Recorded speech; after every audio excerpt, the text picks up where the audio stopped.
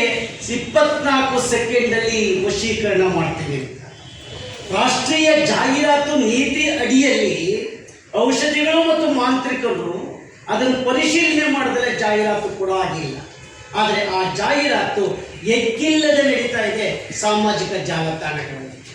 ಇದರಿಂದ ನೀವು ಮೊನ್ನೆ ತಾನೇ ಶಿವಮೊಗ್ಗದಲ್ಲಿ ಗೀತ ಅಂತಕ್ಕಂಥವ್ರ ಮೇಲೆ ದೆವ್ವ ಬಂದಿದೆ ಅಂತ ಹೇಳಿ ಆಶಾ ನಮ್ಮಲ್ಲಿ ಮೌಢ್ಯತೆ ಕಾನೂನು ಬಂದಿದೆ, ಜಾರಿಗೆ ಬಂದಿದೆ, ಆದರೆ ಅದು ಇಂಪ್ಲಿಮೆಂಟ್ ಆಗಿಲ್ಲ.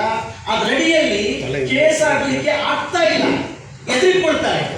ಪೊಲೀಸ್ನವರು ಕೇಸ್ ತಗೊಳ್ಳಲ್ಲ, ಲಾಯರ್ಗಳು ಕೇಸ್ ತಗೊಳ್ಳಲ್ಲ. ಯಾಕೆಂದ್ರೆ ಅವ್ರಿಗೆ ವಾಮಾಚಾರ ಮಾಟ ಮಂತ್ರ ಆಗ್ಬಿಡುತ್ತೆ ಅಂತ ಆಂತರಿಕ ಭಯ ಇದೆ.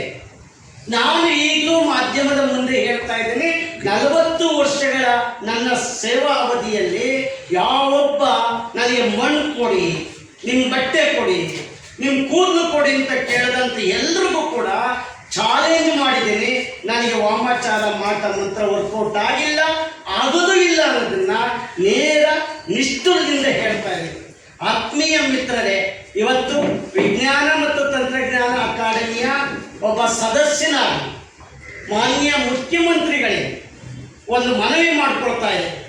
ನಮ್ಮ ಲಾ ಪೀಪಲ್ ಟ್ರಸ್ಟ್ ಅಡಿಯಲ್ಲಿ ಏನದು, ಮಾನ್ಯ ಮುಖ್ಯಮಂತ್ರಿಗಳೇ, ನಿಮ್ಮ ಅಧಿಕಾರಾವಧಿಯಲ್ಲಿ ಮೌಢ್ಯತೆ ಕಾನೂನು ಜಾರಿಗೆ ಬಂದಿದೆ, ಆದರೆ ಅದರಡಿಯಲ್ಲಿ ಎಷ್ಟು ಕೇಸ್ಗಳು ಬುಕ್ ಆಗಿದೆ ಅದು ಮುಖ್ಯವಾಗಿ ಬೇಕಾಗಿದೆ. ಅದಕ್ಕೆ ಮೊದಲು ನಿಲ್ಲಿಸಬೇಕಾಗಿರೋದು ನೋಡಿ, ಅಕಾಡೆಮಿನೂ ಕೊಟ್ಟಿದ್ದೀವಿ, ಪರಿಷತ್ನೂ ಕೊಟ್ಟಿದ್ದೀವಿ.